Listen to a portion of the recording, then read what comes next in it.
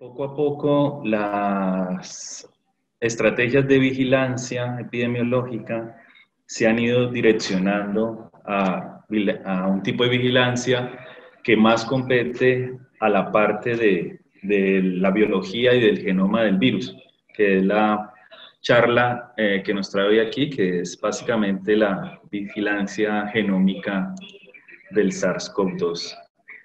Decirles que hacer vigilancia epidemiológica y en este caso vigilancia genómica es algo muy importante, ya que esto nos ha permitido conocer cómo el virus se ha ido propagando desde Wuhan, su origen, desde la China, al resto del planeta, y seguir esa propagación, ver cómo los patógenos se han ido propagando, ha sido muy importante, ya que nos permite conocer sus interacciones entre los humanos, su velocidad de transmisión, lo que ustedes habrán escuchado como el RT.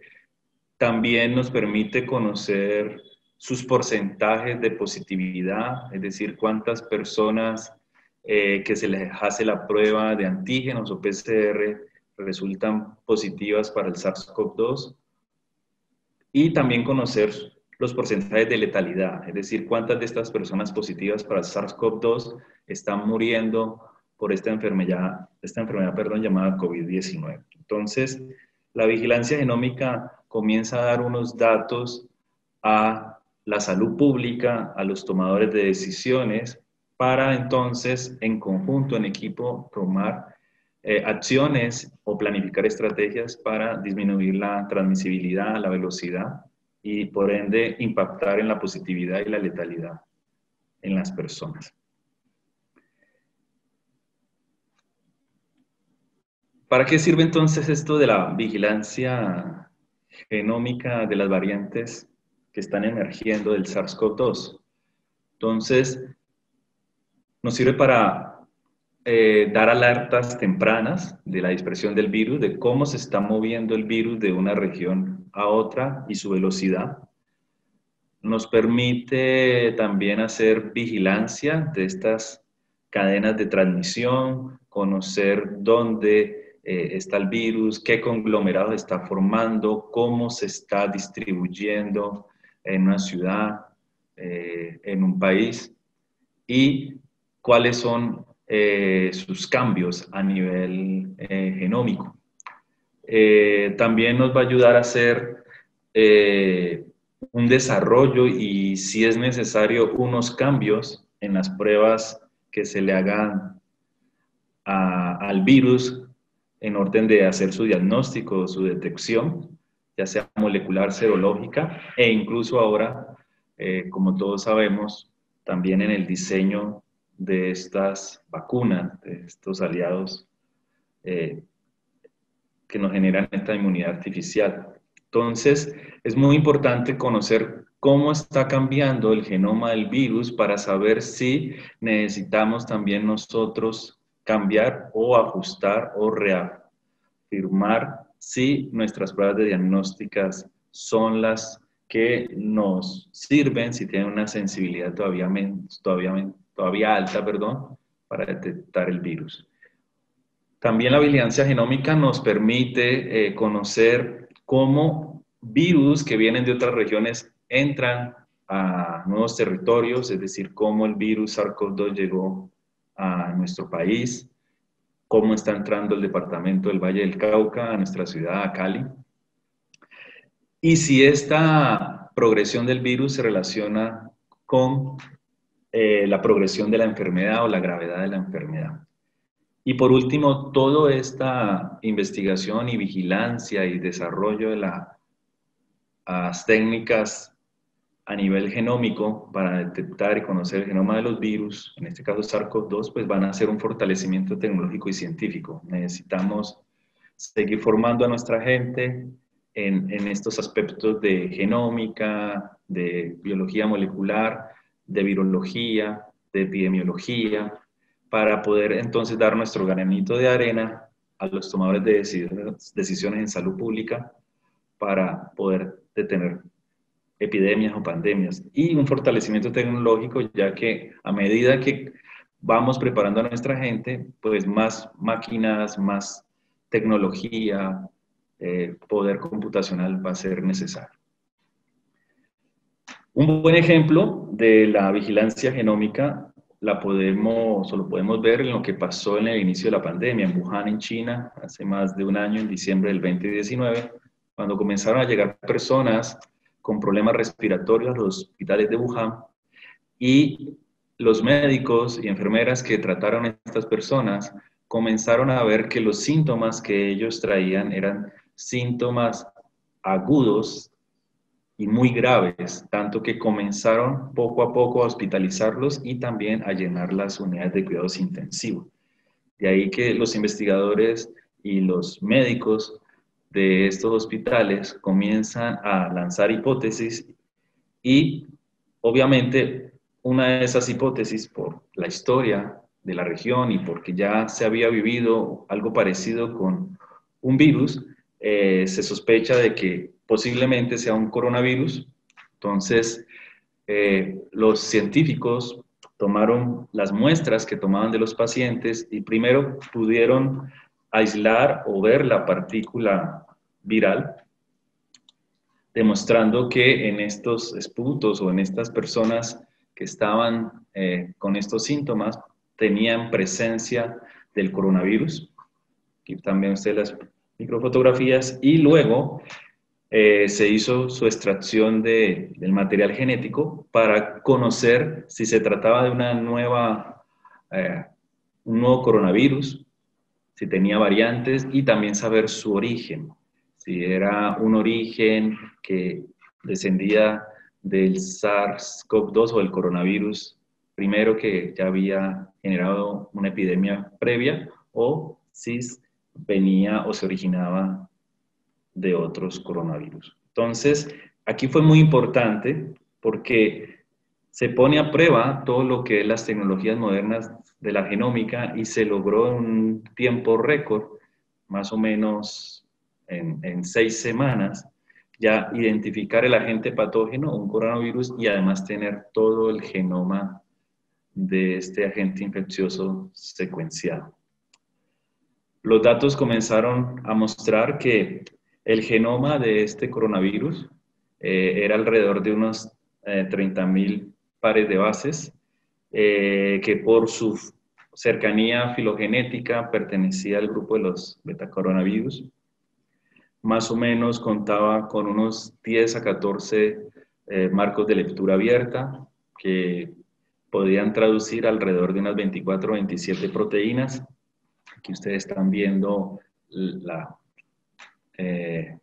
figura del genoma de manera gráfica lineal, donde su genoma es un RNA, esto es un virus RNA, cadena positiva, y importante aquí es que tiene una región de genes que codifican proteínas tempranas no estructurales y una segunda región tardía que codifica las proteínas estructurales, y entre ellas la proteína de la espícula o la spike, que hace parte de la cubierta, la proteína de la envoltura, de la membrana, y la nucleocápside, que va a ayudar a la estabilidad del RNA de este virus.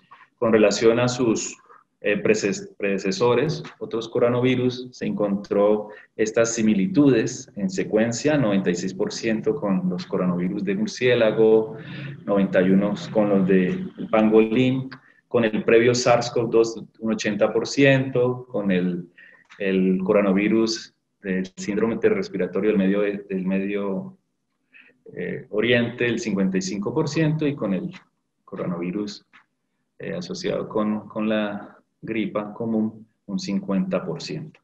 Entonces, en un muy corto tiempo, con las tecnologías de secuenciación de próxima generación, pudimos tener el genoma y pudimos tener una información completa de que se trataba de un nuevo coronavirus tipo 2, fue así llamado, del coronavirus del síndrome respiratorio agudo grave tipo 2.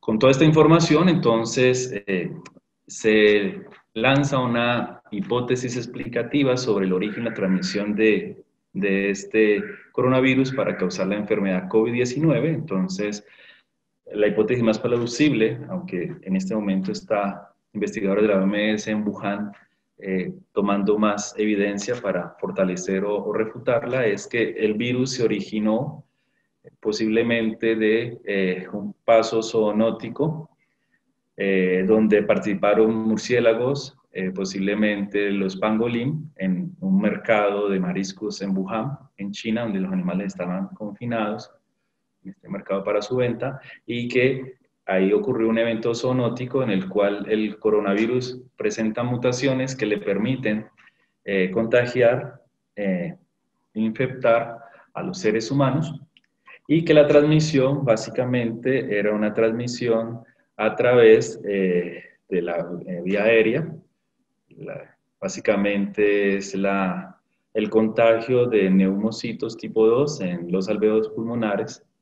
El virus se une, infecta y arranca todo su ciclo infectivo gracias a que las proteínas de cubierta o de superficie del virus son capaces de unirse a receptores de nuestras células neumocíticas, al receptor AC2, y posterior a esta infección se genera todo un proceso posterior de virulencia en el cual el virus replica su genoma, propaga sus partículas y comienza todo el proceso o sintomatología de la enfermedad COVID-19.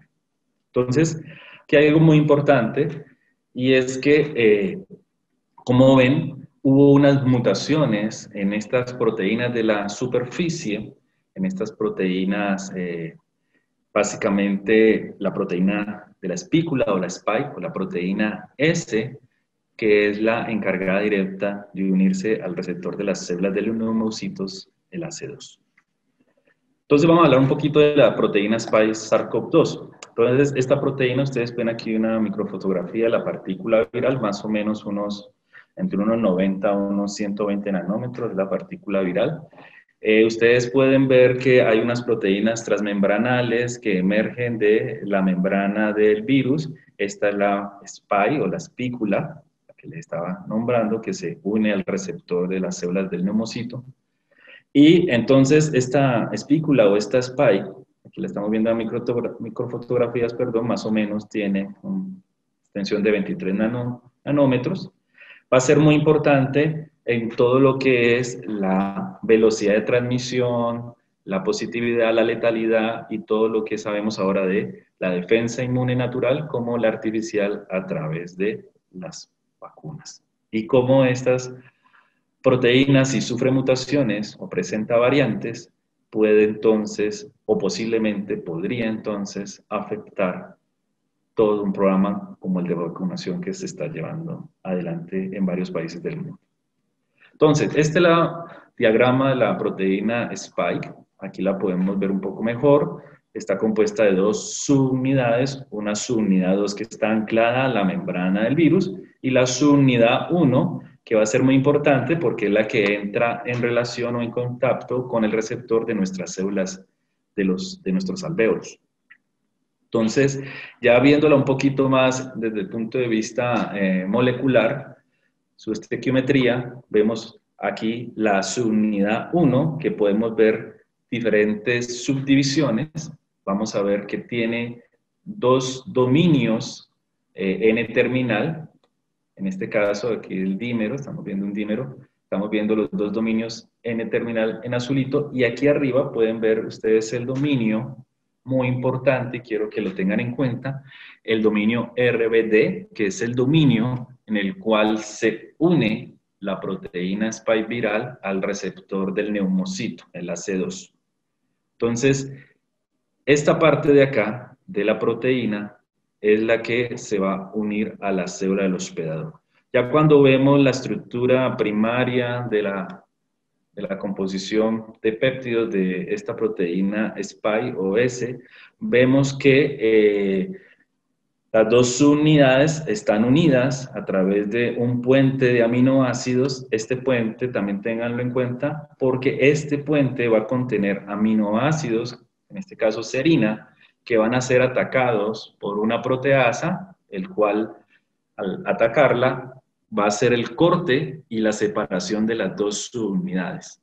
Esto ocurre por una proteasa, una proteína transmembranal que está anclada a los receptores de nuestros neumocitos, y lo vamos a ver a continuación en mejor detalle. Entonces, esto es lo que les estaba comentando. Aquí está el receptor AC2 del neumocito tipo 2 de nuestro alvéolo. También vamos a tener aquí cerca de él una proteína transmembranal que va a clivar ese puente que les estaba mostrando entre las dos subunidades de la proteína spike, justo en un aminoácido serina conservado que tiene esta proteína viral. Y al cortar va a separar las dos subunidades y va a permitir todo el proceso de entrada de la nucleocápside y el material genético a la célula del alvéolo. Esta es una animación de un instituto en Alemania. Compartirles, aquí se ve pues las diferentes proteínas que les he comentado, la nucleocápside con el RNA positivo que tiene el patógeno. Básicamente entonces el virus se acerca a la membrana del neumocito del alvéolo. El virus entonces su unidad 1 se va a unir al AC2 que están aquí en violeta, hace la conexión, miren que comienzan a generar unos estructuras poliméricas, comienzan a unirse. Y esto que están viendo aquí en naranjita serían las proteínas transmembranales, las proteasas, que reconocen la serina en este puente de las dos subunidades y hacen el clivaje. Y miren lo interesante, la subunidad 1, que tiene el dominio unión al receptor, queda unido al AC2 y la subunidad 2 queda libre. Esta subunidad 2, al quedar libre del virus, genera toda una transformación conformacional que permite un puente entre el virus y nuestra célula neumocítica. Se hace un cambio estructural, lo que permite que la partícula viral, la membrana de la partícula viral, se fusione con nuestra membrana y pueda entrar la nucleocápside con todo el material RNA del virus. Entonces, al entrar este material, pues se generan los procesos de biología molecular que se acordarán un poco, la transcripción, traducción de este material genético. Posteriormente, vuelve el ciclo a generar un ensamblaje de la partícula viral y la partícula viral es liberada de nuevo al exterior, donde va a infectar de nuevo más células neumocíticas del alvéolo. Entonces, cuando sale esta partícula viral, ahí está la importancia de nuestra respuesta inmune y que tengamos un sistema inmune sano, fuerte, que nos proteja. Entonces, cuando sale la partícula viral, van a estar nuestro ejército inmune. Uno de estos soldados son las células presentadoras de antígeno. Ellas van a estar vigilando que estas partículas extrañas, si se llegan a presentar, atraparlas.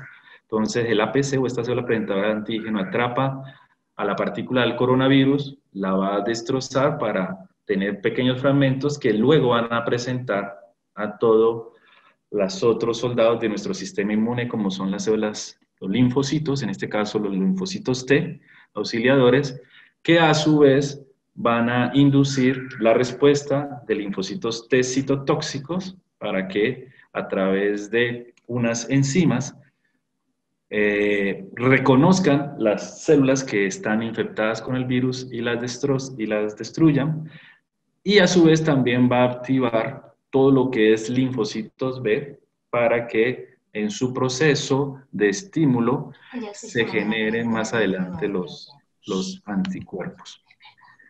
Estos anticuerpos neutralizantes, primero el IgM y luego el IgG, entonces van a reconocer, y quiero que también pongan aquí atención, a las regiones de la subunidad 1 de la proteína spike.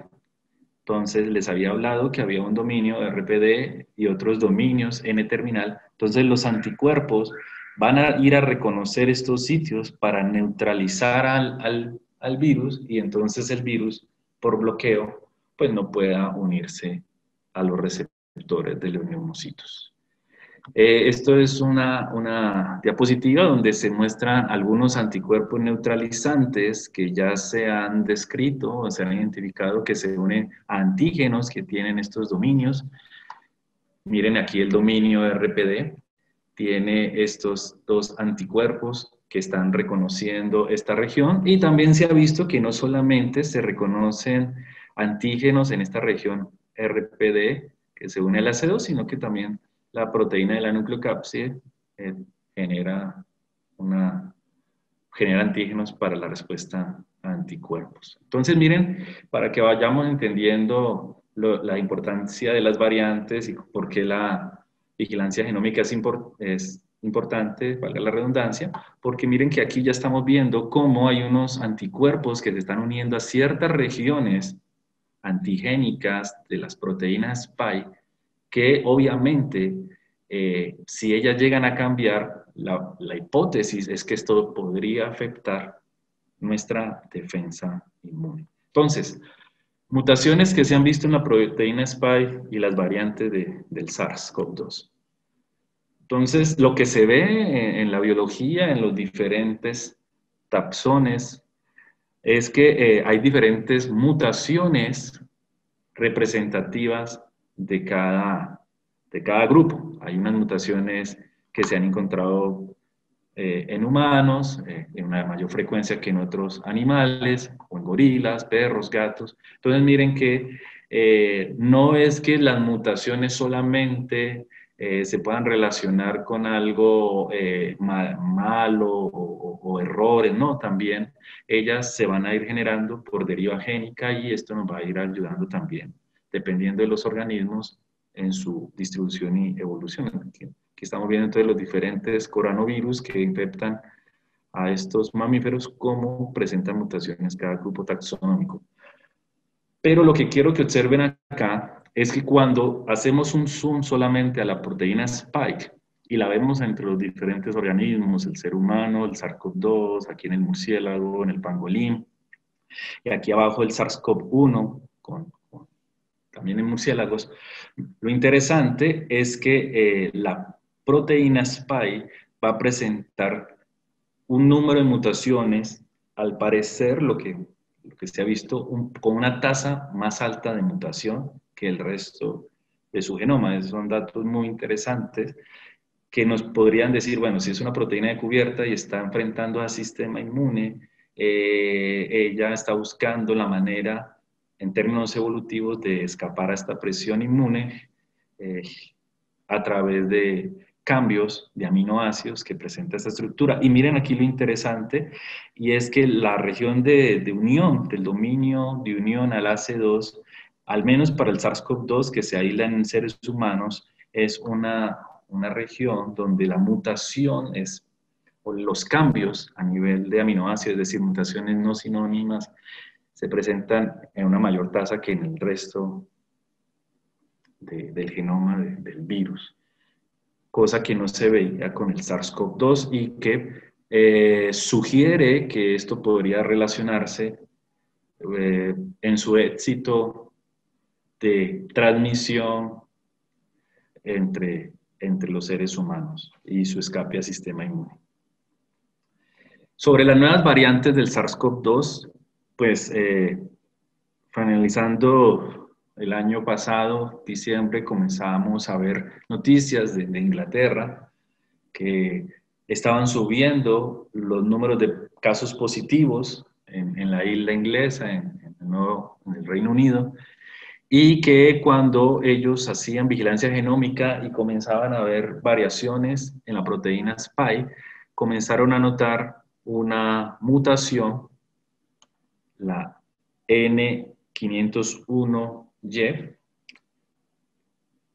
y además de esta mutación encontraban otras mutaciones, otras variantes que ellos comenzaron a identificar que eran propias de Inglaterra, del sur de la isla mayor del Reino Unido. A esto le llamaron entonces la variante inglesa, la B117. Posteriormente vimos cómo comenzaban a aparecer otras mutaciones, otras variantes que también comenzaron a ser o presentarse de forma paralela con el aumento de los casos positivos en Sudáfrica y ahora en Brasil, las cuales recibieron esos nombres, la variante sudafricana, la variante brasilera, y lo interesante cuando se ve o se compara la variante inglesa con la sudafricana y la brasilera es que comparten la mutación N501Y, y si notan, esa mutación N501Y ocurre justo en el dominio de unión al receptor del neumocito, al AC2. Cuando se hace entonces este tipo de vigilancia genómica y se comienza a ver que tanto la frecuencia de la tasa de positividad y la tasa de letalidad comienza a aumentar, y además una mutación o una variante comienza también a aumentar su frecuencia por estudios de asociación, primero observación, luego asociación, se comienza a sospechar de que hay un tipo de correlación. Si nosotros vemos, por ejemplo, solamente aquí haciendo un ejercicio muy rápido y muy fácil, si vemos el cambio de N501Y con relación a la energía o al cambio de la energía de afinidad, de unión, vemos que ese cambio nos aumenta la fuerza de unión entre el spike, las unidades 1 del spike, con el AC2.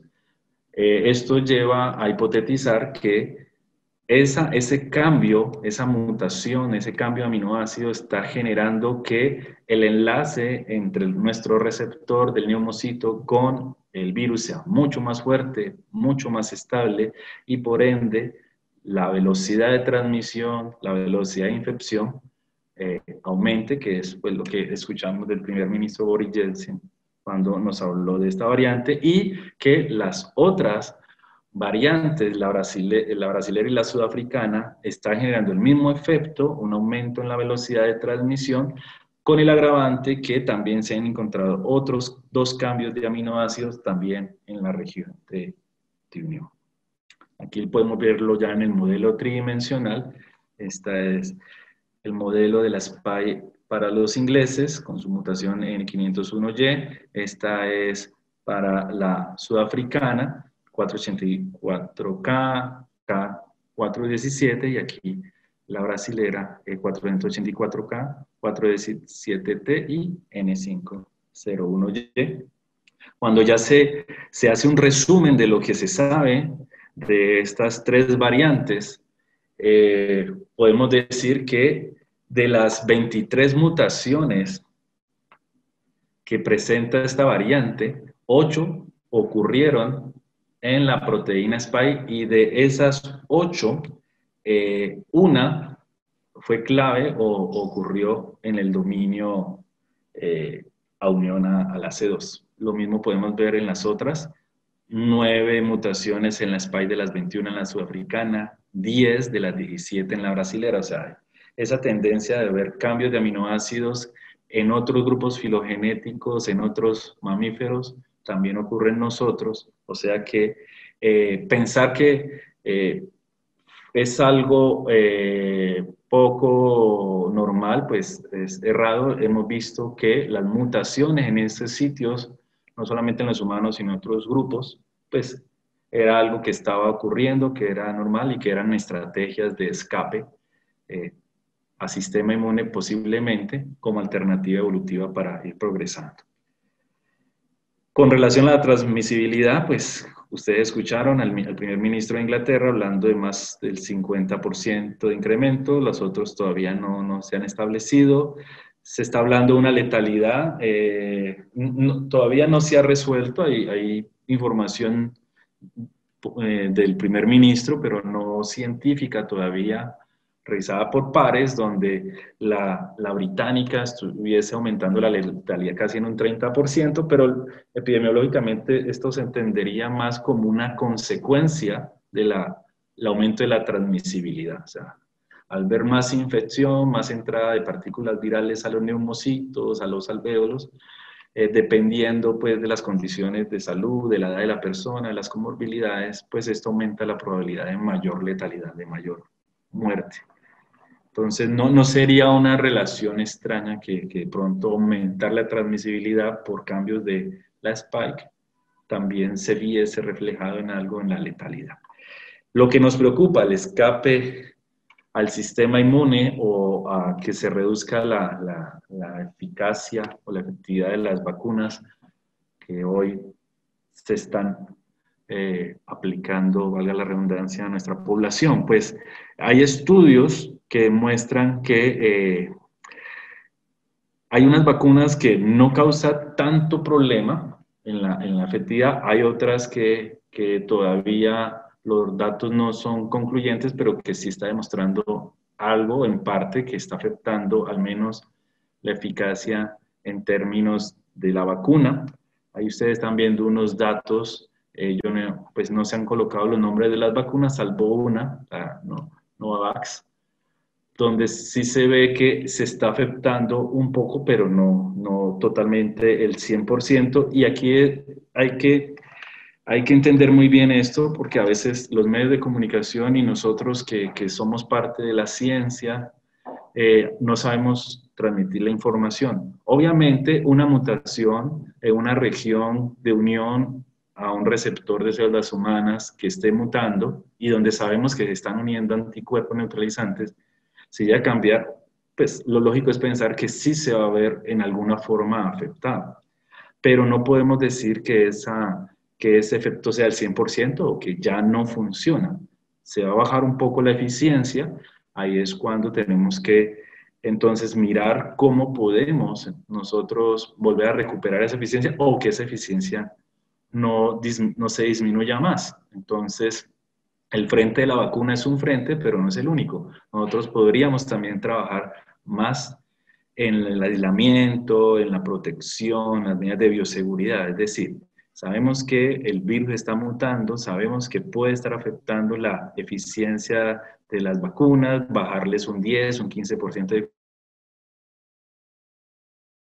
estar comportándonos bien, siguiendo las normas de bioseguridad, utilizando el tapabocas, los 2 metros de distancia que hasta el cansancio se ha recomendado hacer, y evitar conglomeraciones y el lavado frecuente de manos, podríamos intentar balancear un poco estas mutaciones. El algoritmo es simple.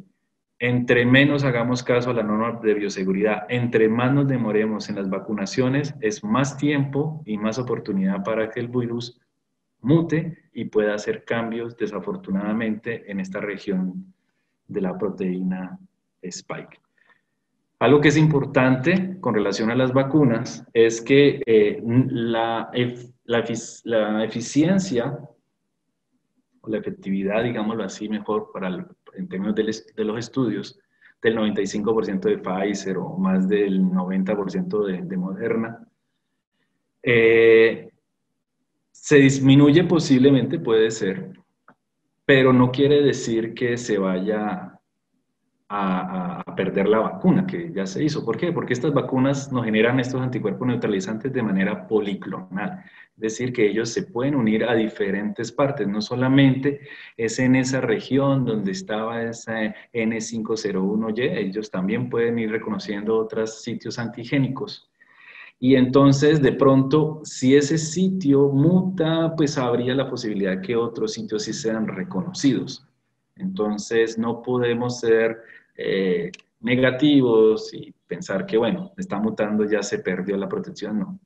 Existe también una flexibilidad, al ser una vacuna policlonal, de encontrar sitios alternos para comenzar y seguir bloqueando al virus, particularmente pues a este dominio a la C2. Rápidamente, ya para terminar, ¿qué plataformas hay disponibles o que nosotros utilizamos para hacer vigilancia genómica? Entonces, hay varias, pero dos principales que les quiero comentar. De todo esto de la vigilancia genómica, ustedes lo que están viendo aquí, esta manera de punticos, son diferentes secuencias del virus, de genomas del virus que se han alineado y los punticos son mutaciones. Entonces, cuando uno en vigilancia genómica hace el alineamiento de los diferentes genomas de los virus, puede comenzar a ver estos patrones de mutación. Miren que aquí hay un patrón de mutación en la proteína Spike que fue llamado, gracias a esta, que convertía en esta mutación, bueno, aquí se ve otra, le llamaron el clado G. Clado G. Luego aparece otra clasificación como clado S, clado B, y así comenzó la clasificación de los diferentes coronavirus tipo 2, SARS-CoV-2 en estas plataformas.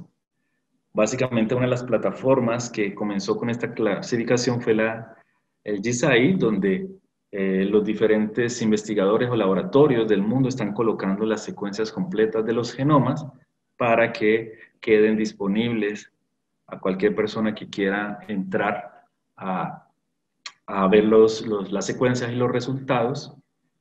Por cuestión de tiempo no les voy a mostrar mucho sobre esto, cómo funciona, solamente la información que pienso es más importante ahora que les quede es que esos clados que les estaba comentando, el G, el B, estos clados fue los clados que comenzó a utilizar el GISAID para comenzar a hacer la clasificación de los virus. Ustedes están viendo este árbol filogenético radial, donde se pueden ver los diferentes clados, S, B, G, R, G, H, G, L, pero que luego estos clados que proponía el GISAID fueron complementados con otra clasificación que fue cambiar la terminología clado a linaje. Entonces aparece la propuesta de mejor llamemos a estos clados linajes. Y aparece el programa Pangolin, ya lo vamos a ver, donde comienzan a llamar, por ejemplo, al clado S, que fue el primero, el de la secuencia del SARS-CoV-2 que apareció en Wuhan. El clado S fue reemplazado por el linaje A, el clado L fue reemplazado por el linaje B, y así fueron reemplazados varios linajes, ustedes lo están viendo aquí, el B por B.2, GB.1. A veces esto ha traído una confusión entre clado, linaje, incluso por ahí se habla de cepas, pero en términos de biología, lo que manejamos es clados, estos clados, S, L, B, G, G, R, G, H, y linajes, que es el linaje A, el B, y el B sus derivados, B1, B2, B1.1, B1, etcétera, etcétera. Este es el programa Pangolin, también es gratis, ustedes pueden entrar ahí y pueden ver un poco más la parte de cómo evolucionan las secuencias. Entonces, ya con esto en mente, lo que sabemos, esto fue de ayer, del GISAID, datos de ayer, vemos aquí algo que le podemos llamar grupo genético, donde todavía intentamos respetar la nomenclatura del GISAID de clados y la nomenclatura de Pangolin de linajes. Entonces, S, A, L, B. Aquí ustedes están viendo las mutaciones que corresponde a cada clado linaje y las mutaciones ya haciéndole un zoom solamente a la spike de esos clados linajes. Ya en nuestro país, que imagino que es muy importante para todos nosotros en vigilancia genómica, cuando pensamos en qué clados del GISAID hay en el país, podemos ver que en el país vamos a tener el clado GR, este de acá, el GR, vamos a tener el clado G y el clado GH. Entonces, en el país hasta ahora, estos son datos de ayer, GR, GH, G. Básicamente, en linaje del pangolín tenemos B1, B11 y B1 asterisco. Si ya lo viéramos solamente como linajes del pangolín, que de pronto va a tener un poquito más de información, pues es el mapita que de pronto ustedes habrán visto que ha aumentado el INS, donde habla de linajes. Entonces, esto ya sería la nomenclatura del pangolín, donde vemos que el país va a tener 42 linajes, esto es del 31 de enero, no han sacado, no han vuelto a actualizar, donde hay 327 327 secuencias con 42 linajes. Esto es simplemente algo pues, para recordarles. Yo sé que la mayoría de aquí somos biólogos, no necesitamos que nos recuerden esto, pero pues sí es importante y desafortunadamente los medios de comunicación, incluso hasta el ministro, uno lo escucha hablar decir de cepas. No hay cepa, o sea, hay una sola cepa. La cepa es SARS-CoV-2. No hay más cepas. No existe la cepa británica, ni la cepa sudafricana, ni la brasilera. Eso es un error muy grave. Pero bueno, eso tampoco va a cambiar la historia de la pandemia, pero es bueno que nosotros como biólogos nos acordemos que cepa ya es algo que de pronto la partícula viral comienza a tener diferencias funcionales ya bioquímicas, fenotípicas, de otro tipo. Pero no podemos decir que existe la cepa británica ni este tipo de cosas. Existe es el linaje del Reino Unido, el linaje sudafricano, el linaje brasilero. Eso es lo que existe y esos linajes lo conforman las variantes, lo que estábamos viendo ahora, los diferentes cambios de aminoácidos. Es simplemente para que se acuerden. Ya si le hacemos un zoom a nuestro departamento, el Valle del Cauca, lo que tenemos son 11 linajes del SARS-CoV-2. Y interesante, ya cuando uno le hace un zoom a la información del pangolín de linajes, vemos que uno de los linajes más frecuentes es el B.1. Hay más o menos 27 secuencias se han identificado aquí. Esto corresponde a todo ese linaje que venía de la epidemia de Europa. Básicamente, cuando hace la mutación, el linaje S a L, es decir, de A a B, aparece este linaje europeo que se pasa a Estados Unidos en un 46%.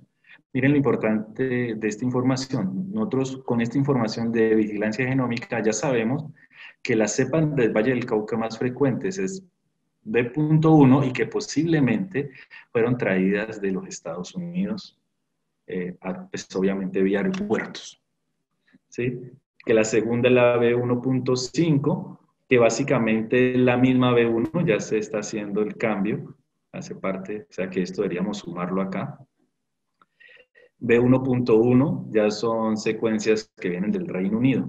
Esto es importante, ¿por qué? Porque al principio, cuando se empezó la pandemia en Colombia, decíamos que habían entrado los virus por Chile, cuando comenzaron los primeros datos. Ahora, con estos datos podemos comenzar a pensar cómo se está moviendo la pandemia, y algo muy interesante que estamos viendo es que también se encontró un linaje C14, que son linajes básicamente que han aparecido en el Perú. O sea que sí que hay una entrada de pronto por Nariño, de gente del sur que nos está subiendo este linaje. No se puede dar alarma, apenas es un caso, pero si revisáramos de pronto, bueno, aquí no se ve muy bien, si se revisara de pronto en el sur del país qué linajes tienen allá, podríamos ver y comenzar a trazar las rutas.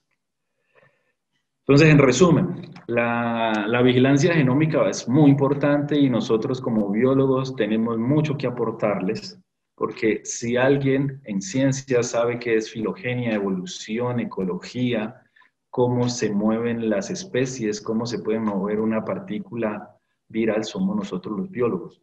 Tenemos modelos ecológicos, tenemos modelos evolutivos que en equipo con los clínicos, con la gente de salud pública, se puede llegar a buenas conclusiones de cómo está esparciéndose la epidemia. O sea que es una invitación. No piensen que nosotros no tenemos nada que aportarle a esta epidemia. Créanme que han sido los biólogos, sobre todo los biólogos moleculares y los epidemiólogos, las estrellas de este último año.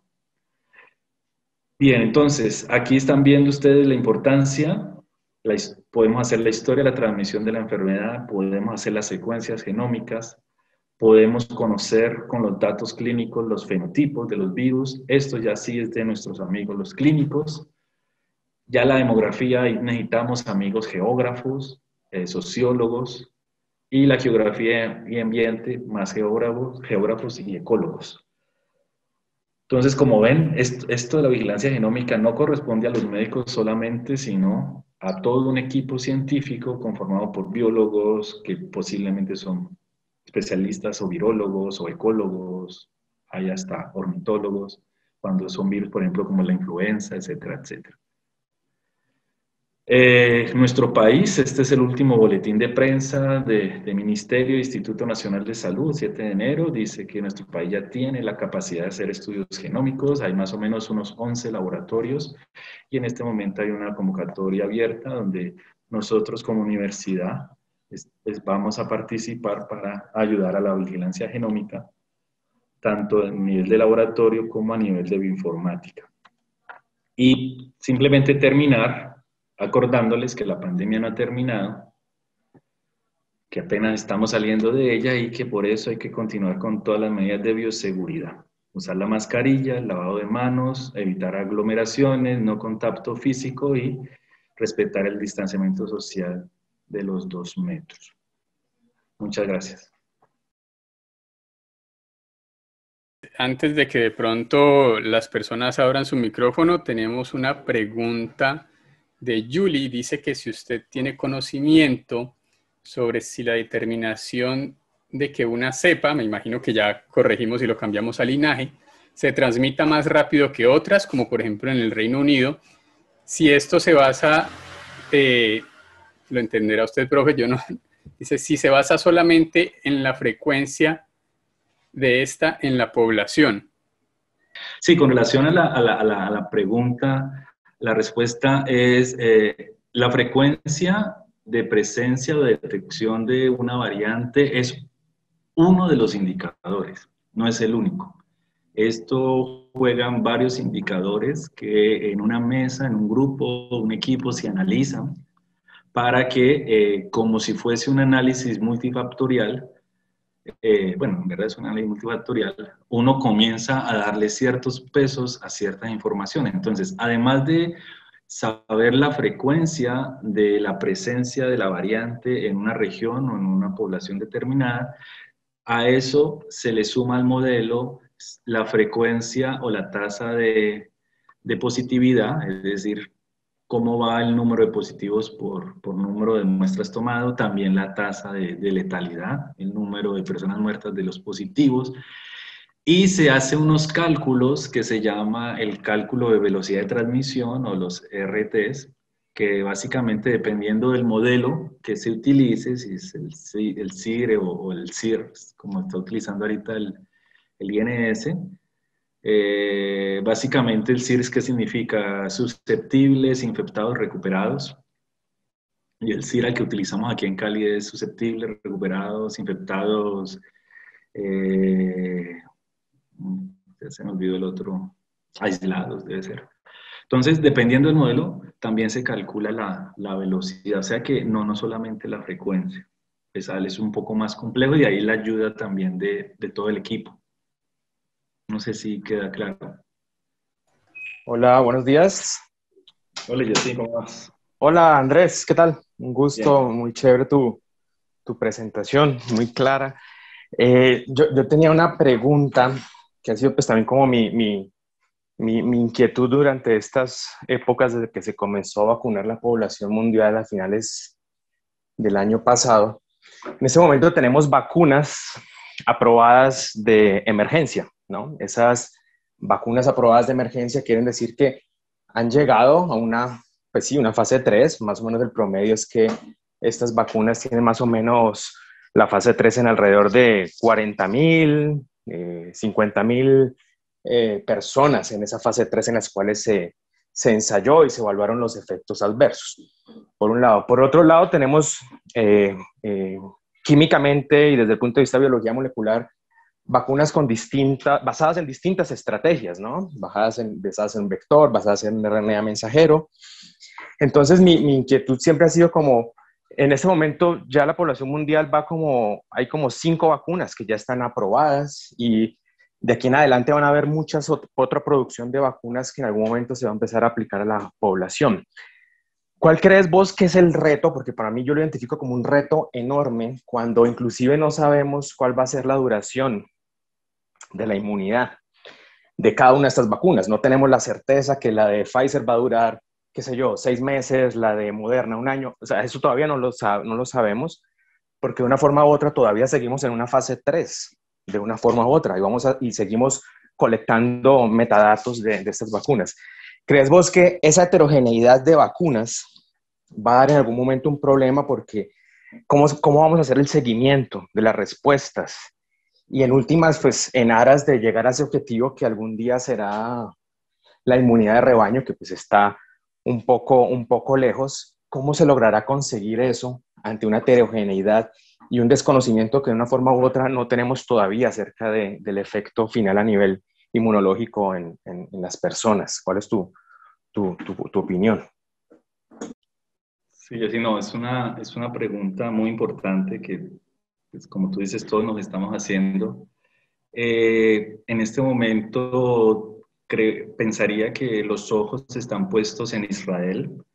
Como saben, Israel comienza la fase 4 o la fase de comercialización con la vacuna de Pfizer. El gobierno de Israel, gracias a su sistema de salud, que es un sistema centralizado, donde en una base de datos tienen las historias clínicas de toda su población, además que es un número pequeño comparado con Colombia o Estados Unidos de población, la tienen bien clasificada y caracterizada en esta base de datos. El gobierno de Israel hace una negociación con Pfizer y BioNTech, la compañía americana alemana, para esta fase 4 de comercialización, para responder varias preguntas, entre ellas, ¿cuánto va a ser el tiempo de los anticuerpos neutralizantes, los IgG que se vayan a generar en estas poblaciones? Si va a llegar 6 meses, si va a llegar a un año, o si vamos a tener que vacunarnos anualmente, tipo vacuna de influenza, para la influenza o contra la influenza, mejor. Lo que sabemos es que cuando una persona recibe una sola dosis, al menos las vacunas de Pfizer, que es con tecnología de RNA mensajero, una sola dosis se está calculando más o menos una protección del 50%, las dos dosis es lo que ya hablan, el 95%, pero estos son los datos muy generales. Cuando uno ya pone la lupa y revisa lo que ellos nos están diciendo, uno se da cuenta que estos datos están ajustados por edades. Entonces, ya cuando uno lo ajusta por edades, sabe que la de Pfizer tiene unos porcentajes de protección desde los 16 años hasta los 60, menor, digámoslo así, que de pronto de 60 a más edad, que puede aumentar un poquito lo que ellos han mostrado. Entonces, con relación a las vacunas Pfizer, Moderna, que son tecnologías RNA mensajero, mi expectativa es que posiblemente van a ser los biológicos que podrían estar respondiendo mejor a varios retos. El primer reto es las variantes, los cambios de pronto en proteínas importantísimas como la spike en el virus. ¿Por qué? Porque esta tecnología que tiene un gran componente bioinformático, el simplemente secuenciar las variantes y conocer el cambio permitiría rápidamente de una manera en sílico cambiar las secuencias, sintetizar las nuevas secuencias, colocarlas en estas nanopartículas, estos lípidos, para poderlos colocar a las personas. El problema ahí sería que muchos dicen que se debería volver a barajar de nuevo, es decir, ella tendría, como es una nueva vacuna, algunos dicen así, al ser una vacuna debería volver a todas las fases 1, 2, 3. Otros dicen que por la emergencia se podría intentar por urgencia simplemente colocar de una. Pero bueno, eso es una discusión que la debe resolver la OMS y los diferentes organismos que controlan las fases de seguridad. Por ese lado, por las vacunas de RNA mensajero, salvo pues lo que tienen que estar a menos 80 un buen tiempo, y ya sabemos que después de que se abran, tenemos días, 3, 4 días que pueden estar a temperaturas menores, menos 5, menos 8, en el momento que se va a aplicar.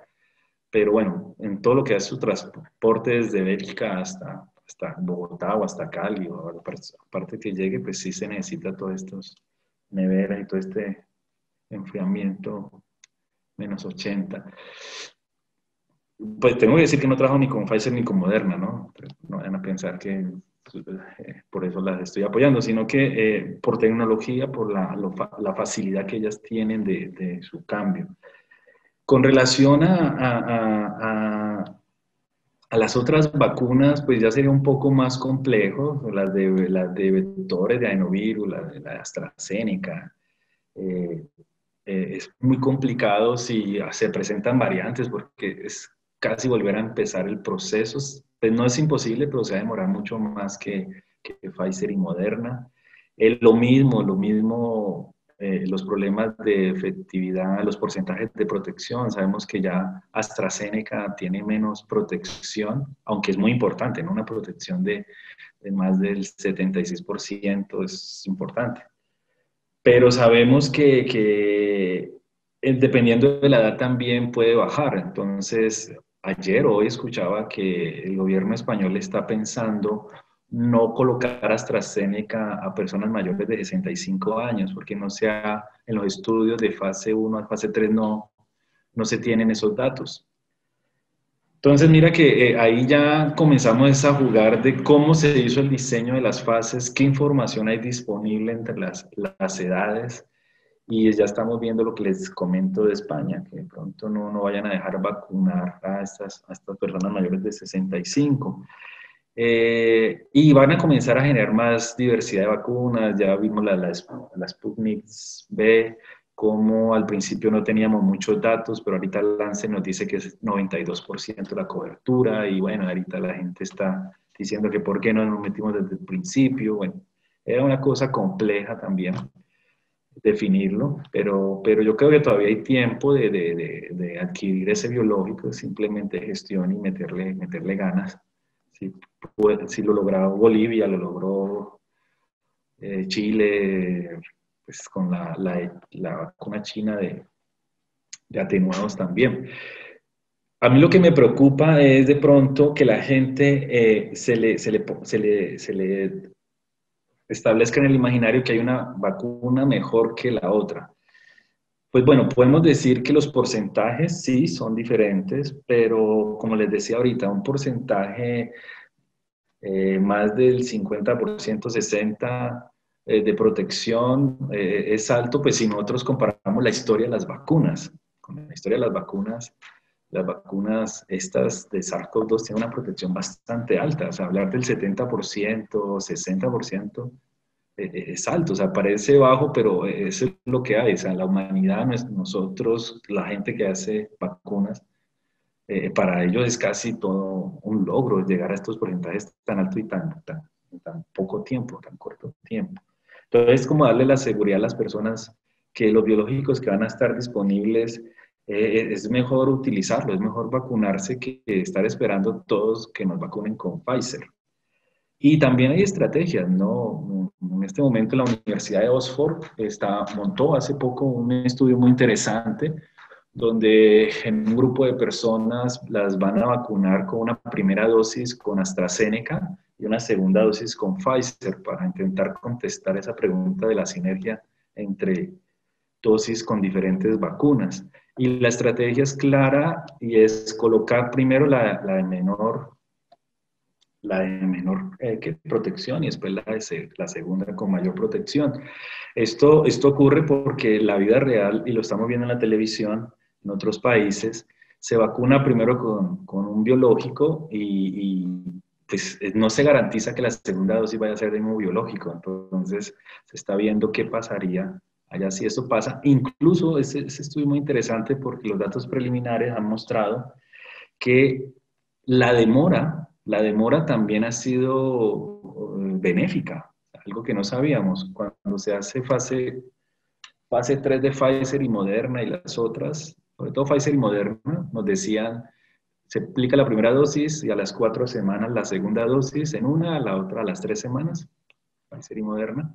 Pero allá en Inglaterra, por cuestiones de suministro o en el mismo modelo del experimento, se demoraron casi 12 semanas y bueno, así es la ciencia, a veces por cuestiones o limitaciones se descubren cosas que no estaban planificadas y encontraron que estas vacunas en estos periodos tan largos de tiempo incluso generaban una mejor reacción. Bueno, son datos preliminares, no hay que emocionarse, pero podría ser alentador pensando en nuestra realidad de país. Nuestra realidad de país, estamos aferrados con una gran esperanza de que COVAX nos tire el salvavidas, nos mande algo de vacunas antes de que se acabe febrero, para ver si podemos empezar en marzo vacunación, al menos las 330.000 que habla el ministro, y comienza a repartirlas por las diferentes regiones del país. No sé, se vacunan, se acaban, ¿cuándo va a llegar la segunda dosis? ¿Con cuál nos vamos a vacunar la segunda dosis? Bueno, los que se vacunen, ¿no? Porque todos sabemos que la prioridad ahorita son los adultos mayores de 80, nuestros abuelos, garantizarles que al menos ellos sí reciban la vacuna, al menos este año, y a la gente de primera línea que está al frente allá en los hospitales y en los laboratorios, pues, perdónenme la palabra, pero guerreando, arriesgando su vida por todos nosotros en contra del virus. Cuando ellos ya se vacunen y nosotros tengamos esta población salva, al menos inmunizada, pues ya pensaremos si nosotros nos toca la fortuna de vacunarnos. Pero pues, por el momento eso sería como mi respuesta. Qué pena que me extendí, pero es un tema muy complejo, pero yo pensaría que no hay que perder la esperanza de que podemos al menos vacunar a nuestros adultos mayores de 80 y a nuestra gente de primera línea en el campo de batalla antes de que se acabe este año. Ojalá. Yo espero que eso lo podamos hacer. Estaba pensando en la cuestión de la definición de transmisión, o en la manera en la que se define si una variante se transmite más rápido que otras, porque realmente si los parámetros no tienen en cuenta la frecuencia de esas variantes en la población y la población no está tomando medidas, digamos, mínimas de distanciamiento social, luego al comunicar, digamos, a la sociedad que estas variantes se están transmitiendo más rápido, digamos, la de Brasil, la de Sudáfrica y todo esto, me parece que esto acarrea como también estigmas sociales, ¿cierto? Y esto hace que también las autoridades no tomen de pronto las medidas que sean más adecuadas para poder controlar el paso de cepas entre países. Porque, por ejemplo, en Reino Unido, digamos agosto, septiembre, octubre, noviembre, ellos no impusieron ningún tipo de norma de distanciamiento social. Luego, con las vacaciones de verano y todo, y la frecuencia de viajes entre Reino Unido y otros países, y luego el regreso de esas personas acá, claramente pues se movieron diferentes variantes entre diferentes países. Y ahora el resultado es que dicen, listo, entonces esta variante se está pues tiene como una cuestión, una característica intrínseca que hace que se transmita más rápido, cuando en realidad puede ser que la frecuencia es alta simplemente por medidas que no se tomaron de precaución. No sé tú qué. No, lo que estás planteando es un tema que se ha discutido mucho, no solamente en el Reino Unido. Ustedes saben que ya incluso al primer ministro del Reino Unido ya le montaron investigación por esto, por la demora en lo que tú estás diciendo. A ver, es complicado y lo que yo he podido aprender, que ha sido muchísimo, créanme, en este tiempito que he estado ayudándole al grupo de vigilancia de la Secretaría de Salud Municipal, es que las decisiones a veces de salud pública no solamente pasan por la parte del impacto biológico, virológico, incluso epidemiológico. También hay otros factores que pesan, como es el económico, el psicológico, que para un dirigente, y que esto no suene a sombrillas, sino solamente para poner en contexto, que tomar una decisión de cerrar o entrar a confinamiento o hacer cuarentena o militarizar un sitio para que un virus o las personas se comporten bien es una decisión muy compleja. Obviamente uno muchas decisiones no las comparte, pues las respeta y ya la historia y las autoridades encargadas definirán si se hizo o no se hizo bien. Entonces, volviendo a lo que te estoy comentando, esa parte de la estrategia no es que tampoco se vaya a tomar por una sola persona, esto es todo un equipo de diferentes áreas, ¿no? Económica. Solamente te voy a contar lo que alcancé a escuchar o leer del Reino Unido, porque tocaste el tema del Reino Unido. O pudiste haber tocado cualquier tema, incluso más cercano. Lo que alega Boris Yeltsin de no haber cerrado era que económicamente y psicológicamente cerrar la Navidad o las fechas navideñas era muy complicado, tanto económica como psicológicamente, la gente no verse. Algo que pasó en Alemania, que ellos sí lo hicieron, pero tampoco se vio que haya sido tan benéfico. O sea, que ahí es cuando uno comienza a pensar las estrategias, las vamos implementando, pero también vamos aprendiendo de los otros países, de cómo se van implementando. Todo pensando en últimas, en que la población pues sea la menos afectada, porque de nada nos sirve, y te lo digo con mucho respeto, de nada nos sirve de pronto que una persona sin comorbilidades, sin muchas características de riesgo, pensando en la enfermedad, en COVID-19, no en transmisión, en enfermedad, no se infecte, sino va a tener capacidad monetaria para alimentar a su familia y estar psicológicamente estable. O sea que son decisiones complejas.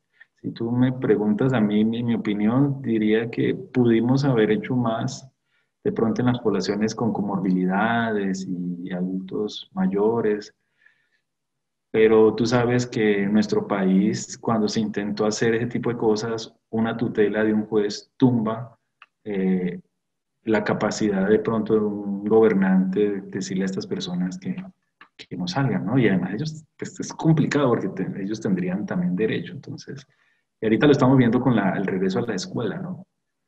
A los niños, el derecho a la educación, entonces el problema psicológico. Entonces, ya para cerrar la pregunta, no solamente las intervenciones o las decisiones en pandemias se toman desde el punto de vista biológico, clínico, también hay que sopesar la parte económica, psicológica y de convivencia, que es muy complejo.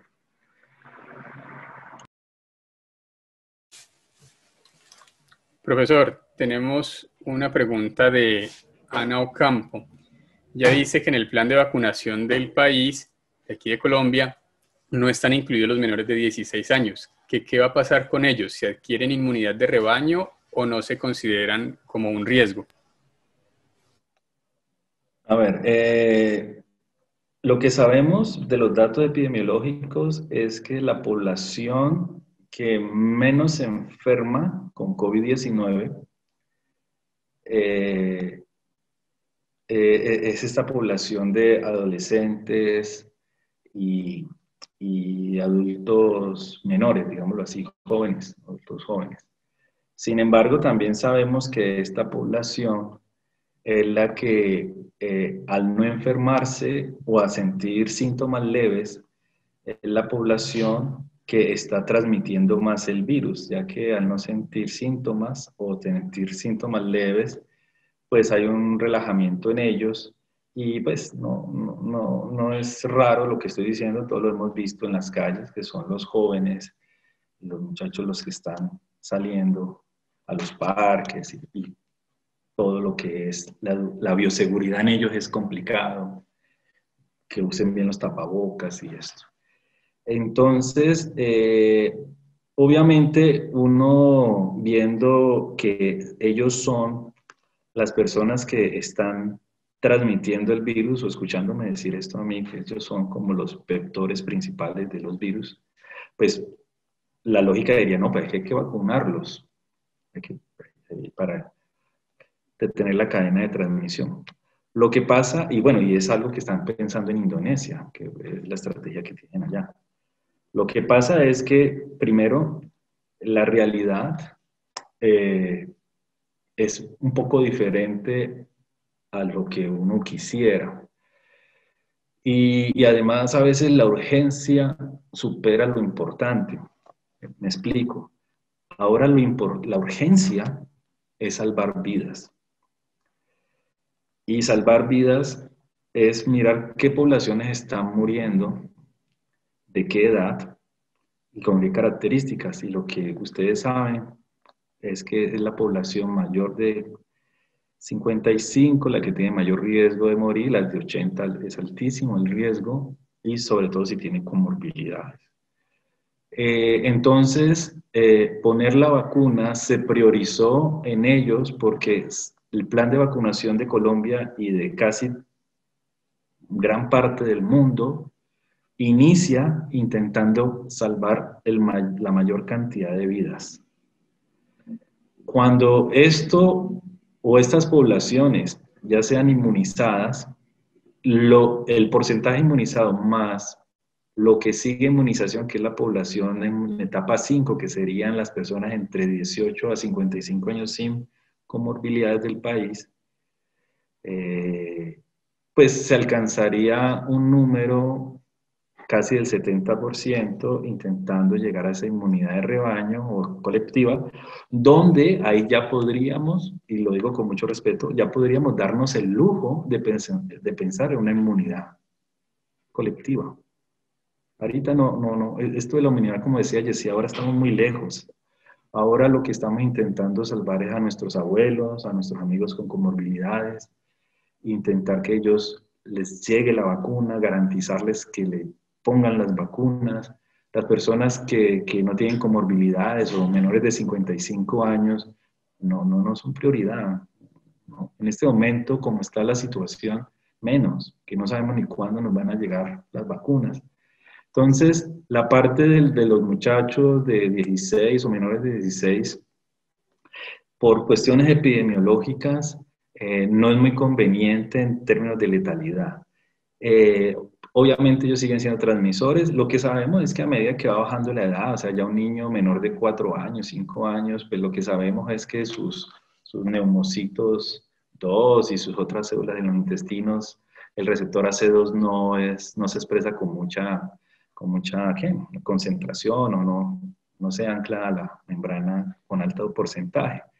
Y por eso es que los niños muy pequeños pues difícilmente van a infectarse y tener virulencia y generar COVID. Entonces, es más por eso. O sea, primero, la respuesta simple es, están priorizando salvar la vida a la gente, a los de mayor riesgo, y segundo, suena gracioso, pero no va a haber vacuna para tanta gente y las poblaciones de prioridad ya se colocó el orden. O sea que yo lo que invito es a que si ustedes tienen abuelos, adultos mayores de 80, en este momento entren a mi vacuna y garanticen que están ahí, que la EPS ya pasó su dato. Ayer escuchaba al ministro, faltan 62 EPS por entregar información. Entonces, eso yo creería que es lo que debería estar concentrados, y lo digo con mucho respeto en este momento, ahora.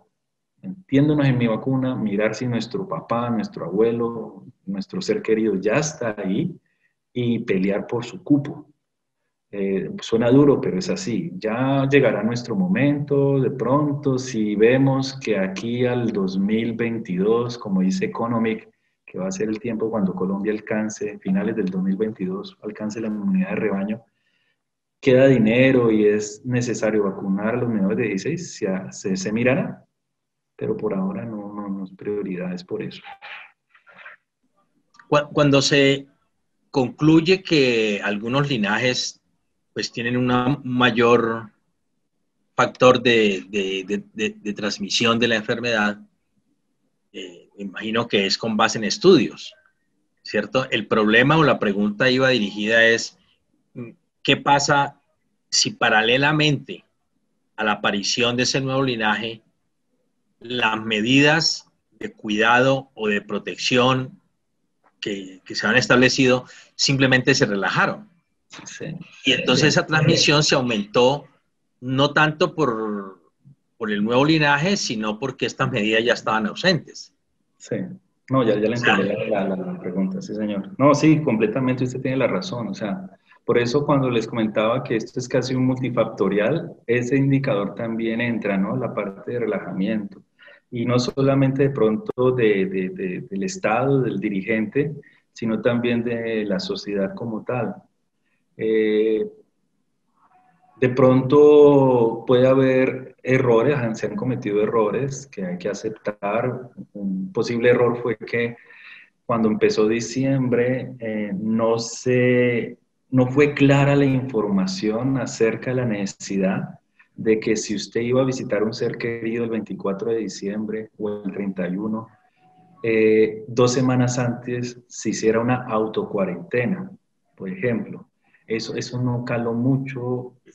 Algunos lo dijeron, por ahí salieron algunos unas circulares de una autocuarentena, algo así como si usted quiere pasar Nochebuena con su familia, su madre, su padre, antes pase 14 días donde usted se asegure que que no tiene síntomas ni se va a infectar.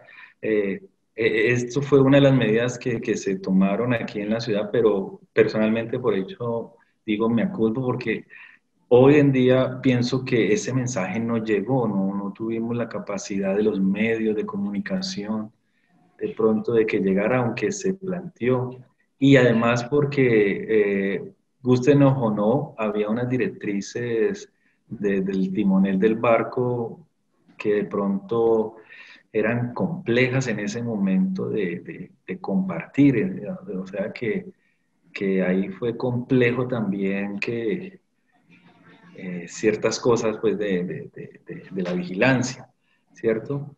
Y además, pues para la alegría de la ciudad y de gran parte del país, tuvimos una final de fútbol colombiano que tampoco estaba dentro del modelo y que sea como sea, no es la culpa, obviamente, de la ola tan grande, porque la ola iba a ser, porque fue mundial, la ola de diciembre, de fin de año, visitar las familias, pero sí que hizo que la primer rompeola, que fue el toque de queda del 16 de diciembre, viéramos en vigilancia que bajó la transmisión, la velocidad la mermó. Tal vez esto no sale afuera, pero nosotros allá adentro, cuando hacemos las simulaciones, lo vimos cómo bajó la transmisibilidad para Cali, pero desafortunadamente volvió a dispararse en el 25-26. Sí, señor.